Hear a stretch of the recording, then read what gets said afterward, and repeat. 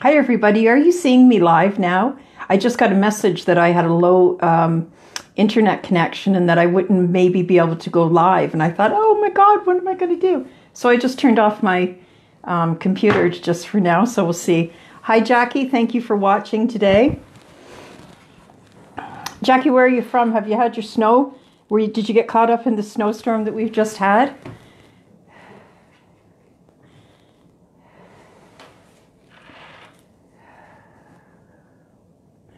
So in Southern Ontario, we've had our first snowstorm, and I've got to say that this is the earliest that we've ever had snow. Oh, I can't even say for how many years, but many, many, many years since we've had snow in November. And so we've just had our first snowstorm. And you know, everybody forgets how to drive in the snow because apparently we don't get it every year.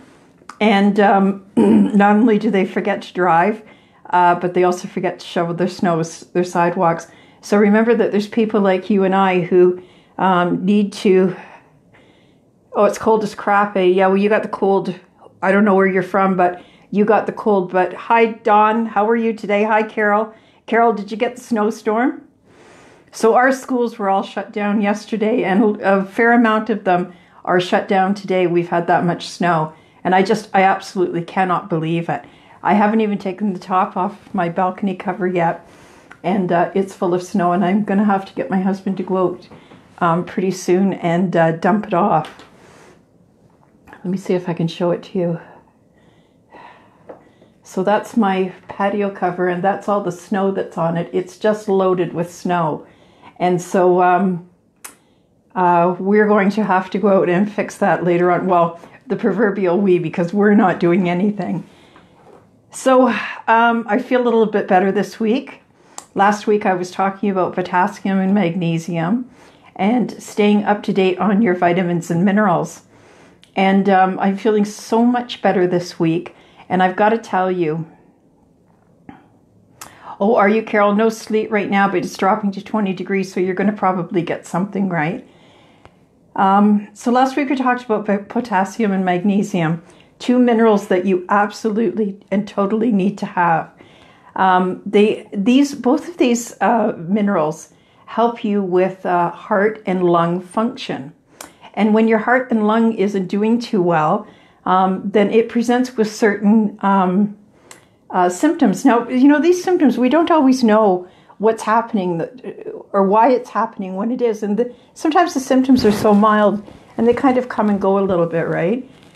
So one of the things that I have been experiencing for some time now, probably 2 or 3 years, maybe a little bit longer than that, is cramping in my hands and feet. And all of a sudden my hands will just go cramped. My feet will do the same thing very much at night. Hi, Pamela. Thanks for joining.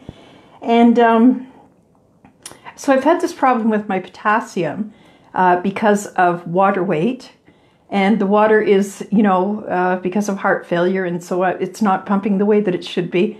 And so I have to be very, very careful about the amount of water that I'm drinking. And so I finally decided that I will take that seriously and stick to 48 ounces a day. And it's way, way not good. So 48 ounces, I used to drink about 94 ounces of water every single day. And that didn't include coffee and all the other stuff that I had.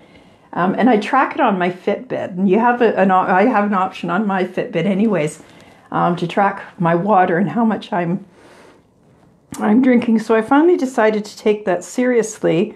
And along with the, sorry, got a cat hair there.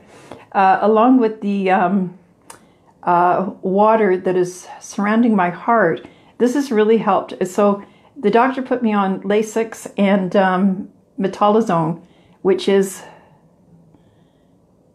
okay, Jackie, anytime. Metolazone and Lasix. So the Lasix is pretty hard on some people. I can take it though, right? Hi, Marilyn. I think, is this your first day joining us today? So I can tolerate it very well. I always have my blood work done and they check my kidney and my creatinine, and I'm always really good with Lasix, but I haven't been taking as much as I have been now. So I'm now taking 120 milligrams of Lasix a day, 3 in the morning, 2 at night, 40 milligram pills. And he also put me on metolazone. Metolazone is a great drug for anybody who has experienced water weight gain overnight, and like 4 or 5 pounds, the way that we do that, right? And mine's been really, really bad lately, really, really bad, just like 4 pounds one night, 4 pounds the next night. And so because it really, really makes me short of breath, and it makes doing everything so much harder. He put me on the metolazone, but they told me at the time, and the pharmacist warned my husband that it would make your potassium go low. So he gave me some potassium capsules, and I was to take those with it, but I don't know whether I wasn't taking enough or whether I needed more. I don't know. But he did say to me, you can overdose on potassium, so be really, really careful. So what happened was I went for blood work, and my potassium was really low, and I didn't even know yet. But the doctor's office called me and said, you're dangerously low in your potassium, so we have to, get working on these. So we upped the medications, and I went and looked at, I went and started to research all of the foods that have potassium in them. And one of them is avocados. I absolutely love avocados. I don't eat enough of them because, we don't get them. Well, I don't know. Maybe we do get them here, but my husband doesn't like them, so we don't get them. But if I ask, for him, if I tell him that, I'd really like to get potassium. So I started eating potassium-rich food, and I also take magnesium at night. So these two things work in hand, potassium and magnesium. Magnesium you can't really overdose on, but potassium you can. So since my potassium and magnesium have been up, and my magnesium I take at night because my magnesium helps you sleep. So I have been taking, and I think I mentioned this last week, melatonin,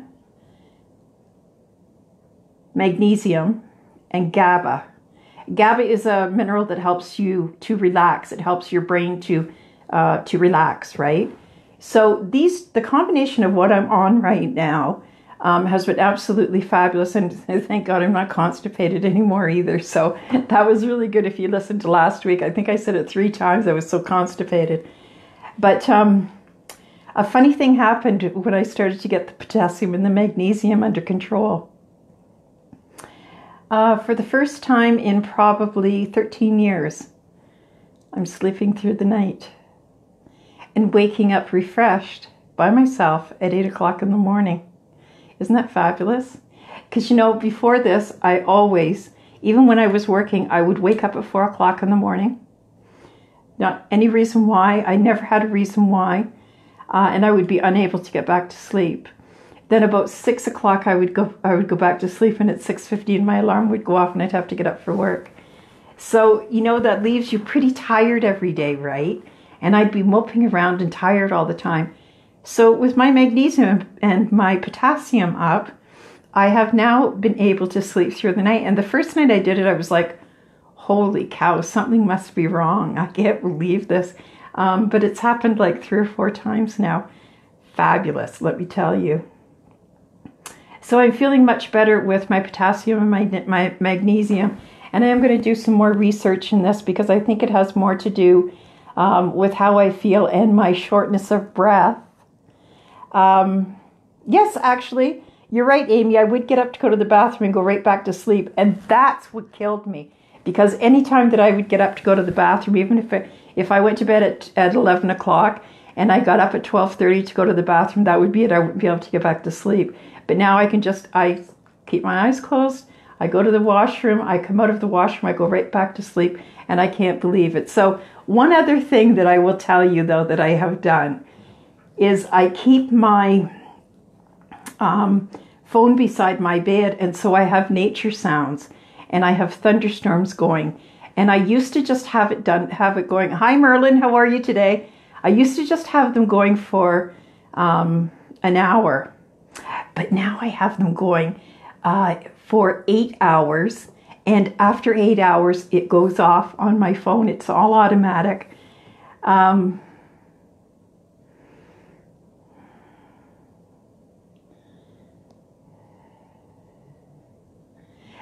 So I would have my my nature sounds, and sometimes I have a calm night. Sometimes I have thunderstorms. Hi, Barbara. Hi, Evelyn. My sister's here today. So sometimes I have calm nights, and sometimes I have thunderstorms. But I'm telling you, having them going all night is absolutely fabulous. My husband's deaf anyways, right? He can't hear out of his, well, he can't hear anyways. So it doesn't really bother him. And all the rest of my machinery that I've got in there, you know, my concentrator and my BiPAP and everything. So you know what? It's absolutely fabulous. I can't believe it. So I've been waking up at 8 o'clock after a full night's sleep, and it is unbelievable. So the weather is changing. We've had our first snowfall. As I said earlier, we've had our first snowfall. And what a snowfall this was. We were kept saying, oh, they're full of crap. You know, we're not going to get that much snow. But guess what? We got all of it and a little bit more, I think. So now we're hunkering down to take care of ourselves with our exacerbations. And no matter what your chronic illness is, it always is worse in the winter. You know, with rheumatoid arthritis, with lupus, with fibromyalgia, all of those things become worse in the winter. So it's time to set out your plan for exacerbations and how you're going to... Oh, good for you, Jackie. I used to do that too. I'm building a cottage up north, and I'm having wings of each room, or each of the kids are going to get a wing. And so now I'm building a playground for my grandson, and that's where I go to every night. Those are my thoughts before I go to sleep. It's absolutely fabulous. Hi, Colin. Nice of you to join us today. So back to exacerbations. So we have to start thinking of what we're going to do and how we're going to keep ourselves safe going out.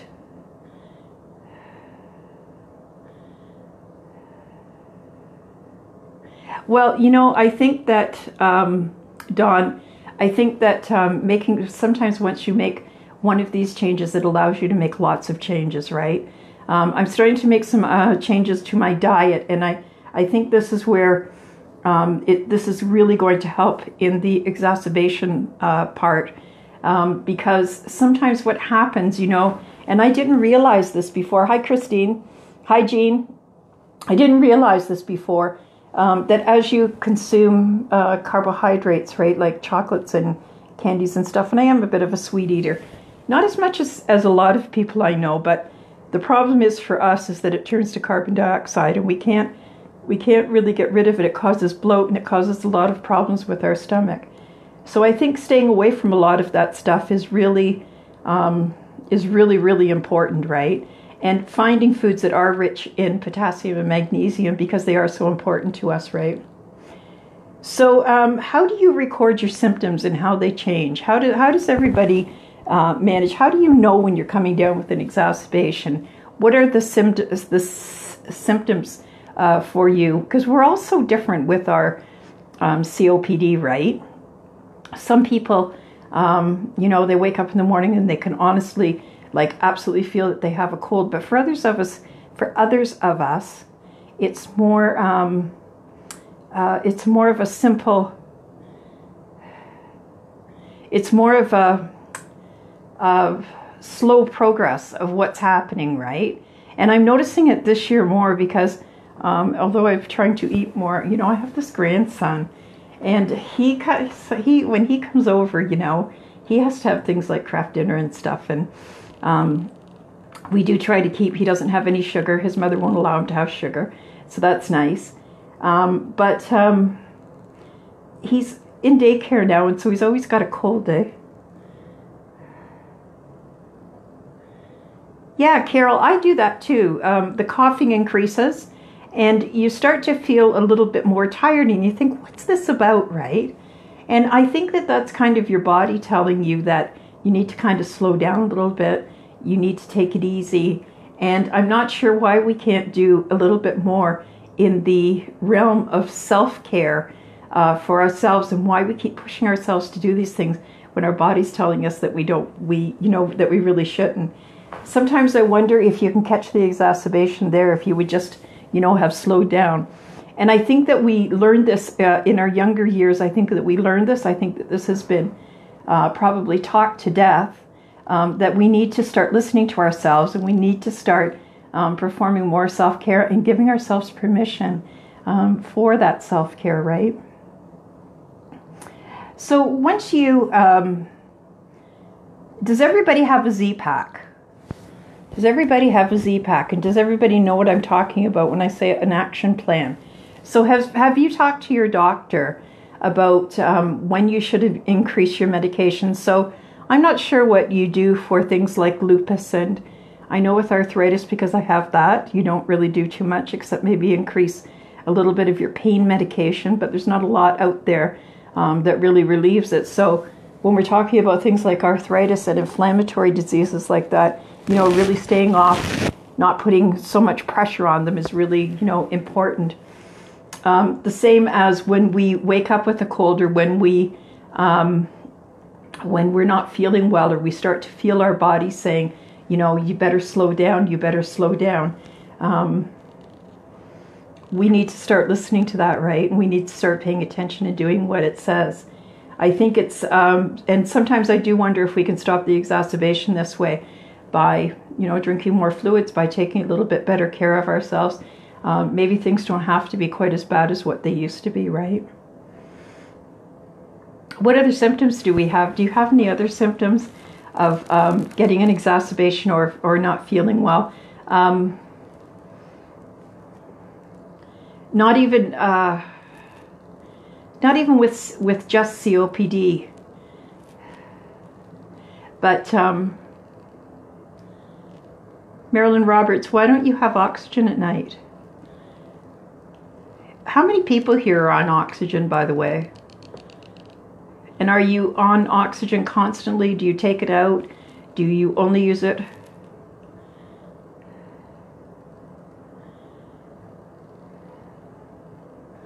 I'm not sure, Amy. I'm not sure how many milligrams of. I got the tablets from Amazon, and I read the label, right? That's all I did. But if you get something with magnesium, melatonin, and GABA, those are all things that will help you sleep at night.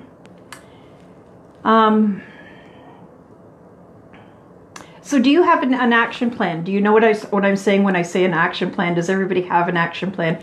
Do you know when to go to your doctor? Do you know when to start taking your prescriptions?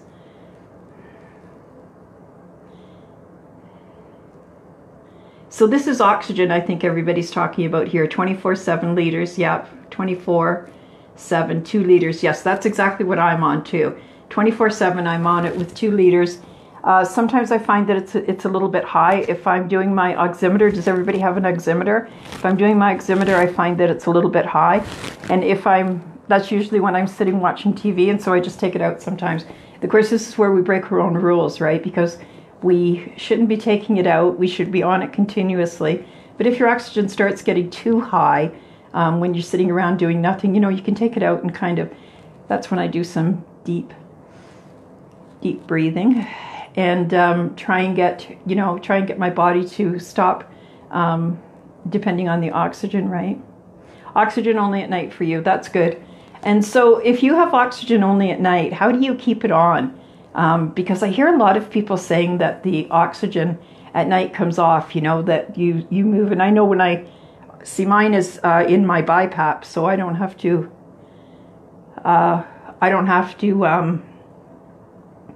worry about keeping the cannulas in, right?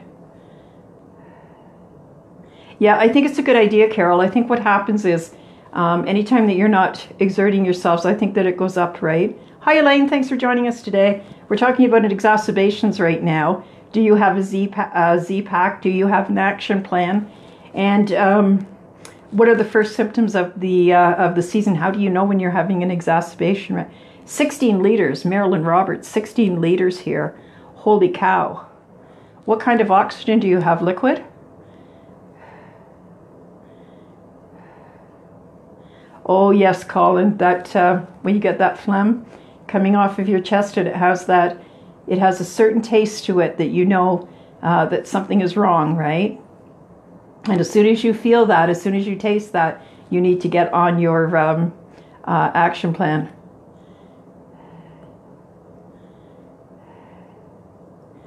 Yes, I hear you, Auburn. We had our first snow too. It was yesterday though. And my son was in Mexico. He was just coming home from Mexico yesterday. But my husband strategically sat and waited for him to come home to do the driveway. So that was great. He finished, he got in, came right in from Mexico. He was all tanned and bronzed and everything, got right out and did the snow. So that was great. But yeah, but my son's a little bit older and he knows better. So, so that's good. Make sure that you have an action plan. Make sure that you have spoken to your doctor about having a Z-Pack at the pharmacy all the time.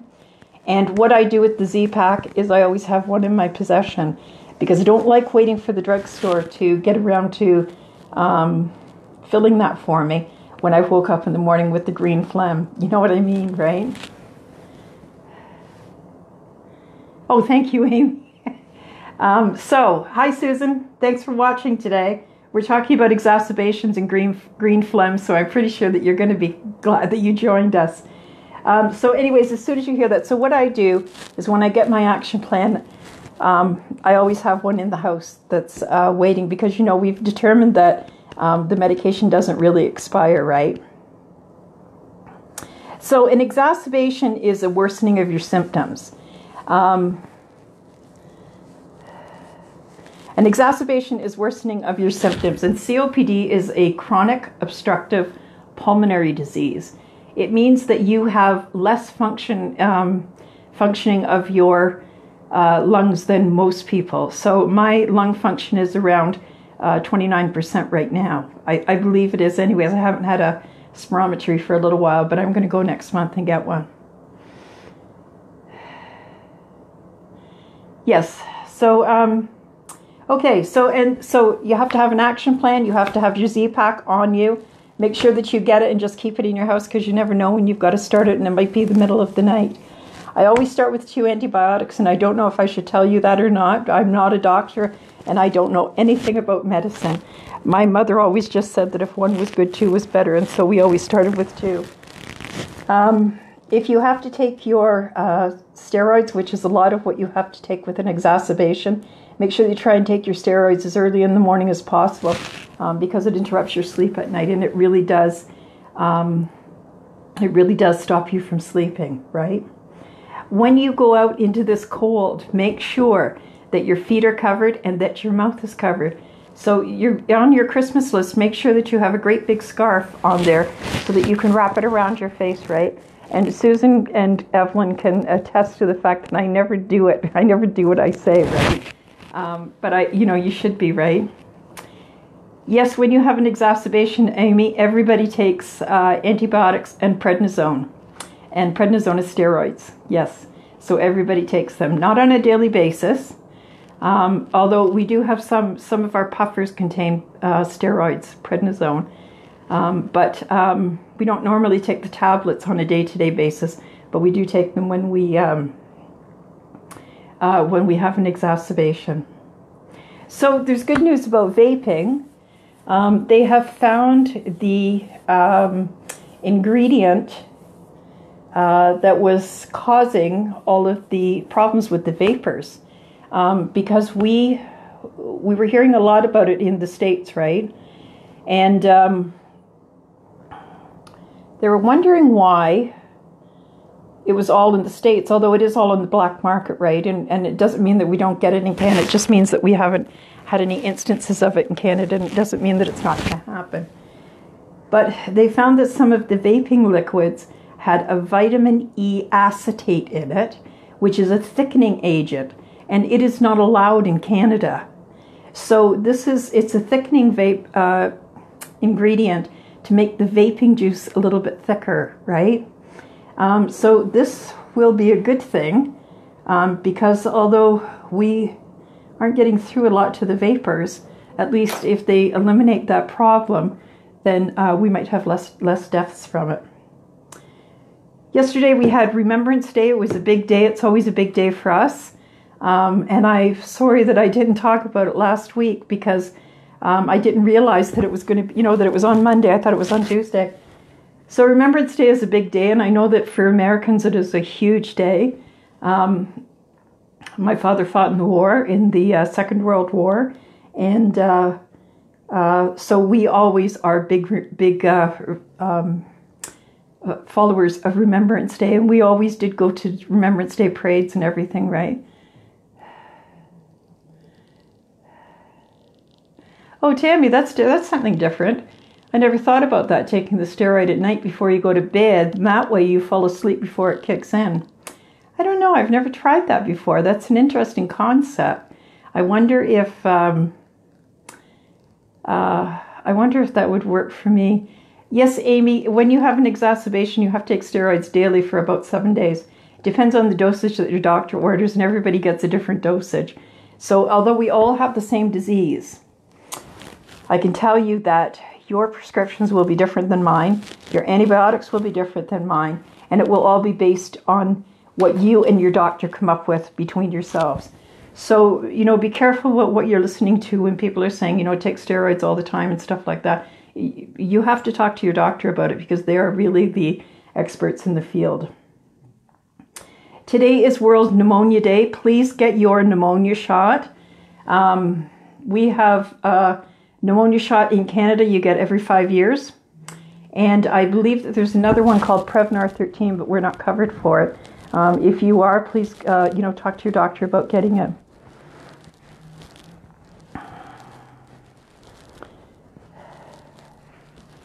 Yeah, Carrie, that's what I do. Carrie Mitchell Highfill says that I take mine in the middle of the night when I go to the bathroom. So I fall back to sleep. So that's a really good idea. That's what I used to do. When I woke up at 4 o'clock, I would take it, right?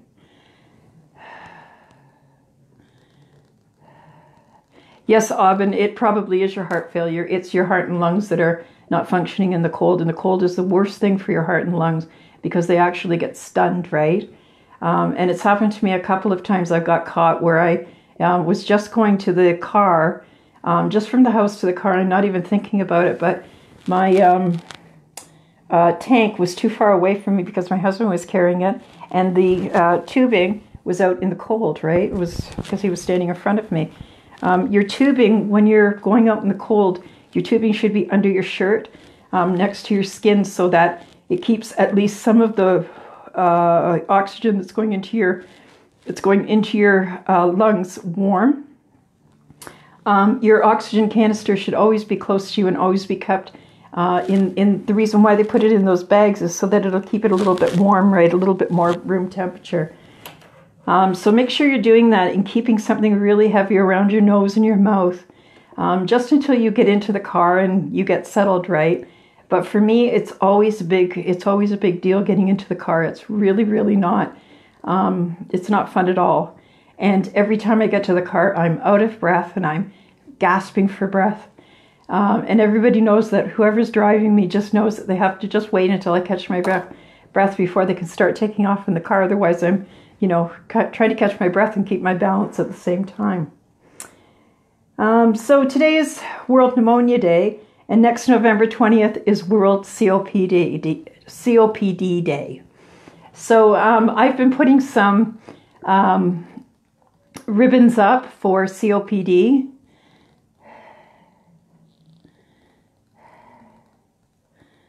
Joanne, tell us more about this. I use window insulation, the type with the opening on my tube, on your tube. Window insulation, that's a good idea. That's a great idea for when you're going out. Because, we do have like a little bit of tubing left over, right? So having something around it, I've seen some people who have knitted like a little cozy for it, right? That's a great idea, using window insulation. I'd love you to put something on my desk, on my Catch Your Breath 60 site, so that we could see how you do it, and maybe we could copy that. That's great. So next week, November 20th, next Wednesday, is World COPD Day. I've been putting some ribbons up and putting some information out for everybody. I'm working hard to get those done, to get one a day. I kind of knocked off this weekend and put the Remembrance Day stuff up, but that will resume now today. It did yesterday. And so let's tell the world what it's like to have COPD. Let's stop keeping the secret. Let's use your voice and get word out there. I am going to print a letter on my page that I would like you to copy and send to your members of parliament. These are the people who distribute the money for the funding for COPD, and they need to hear from us. If we don't stop being so compliant, they are never, ever, ever going to get the message that we want some solutions to COPD. There are far too many of us, and we need help. So I'm going to ask you for World COPD Day to send a letter to your member of parliament and ask them